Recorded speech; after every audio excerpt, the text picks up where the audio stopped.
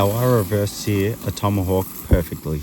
When it comes to getting your Weber to the right temp, you want to make sure that your coals, the fuel source, is hot enough. As here, I've got some coals at the top and then I've got a few charcoal baskets lighting the coals at the bottom as well. This is what I find to be the perfect source of a longer lasting fuel.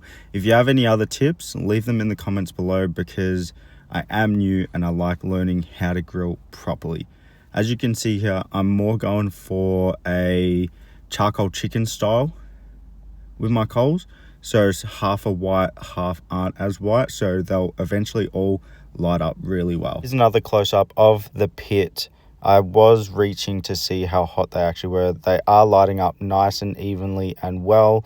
These briquettes light up pretty quick. So I want to get the Weber to around 150 to 180 to start with to do my reverse sear.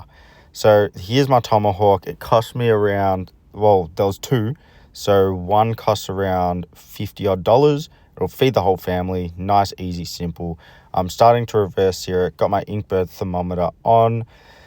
The coals are nice and hot. I want to get this to around 80 to 90 degrees internal temp. So I am probing it to get there.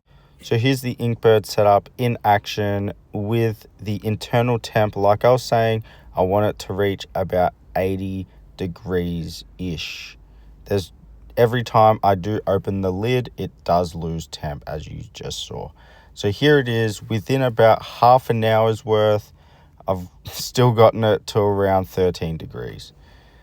Have a look at the finished process after I reverse seared this hunk of meat. Looks so good. I suppose you guys want to see the actual sear.